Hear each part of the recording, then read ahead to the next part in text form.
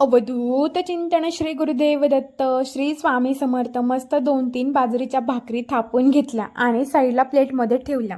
दुसऱ्या प्लेटमध्ये गूळ मस्त चिरून घेतला आणि तिसऱ्या प्लेटमध्ये लगेचच बाजरीच्या भाकरींचा चुरा करून घेतला. चुरलेल्या बाजरीच्या भाकरीमध्ये चिरलेला गूळ टाकला आणि दोन्ही हातांनी मस्त एकजीव करून घेतलं मिश्रण. लगेचच त्या मिश्रणामध्ये 1 चमचा तेल टाकून घेतलं आणि पुन्हा एकदा मिश्रण एकजीव करून घेतलं. एकजीव झालेलं मिश्रण त्याचे मस्त गोळे तयार करून घेतले, म्हणजे लाडूचा आकार दिला आणि ते साईडला सर्व केले. 3 लाडू तर आरामशीर झाले. 3-4 भाकरींचे मोठे मोठेच केले होते. तुम्ही पण नक्की ट्राय करा आणि तुमच्याकडे याला काय बोलतात कमेंटमध्ये नक्की सांगा. मी पण सांगते आमच्याकडे याला काय बोलतात.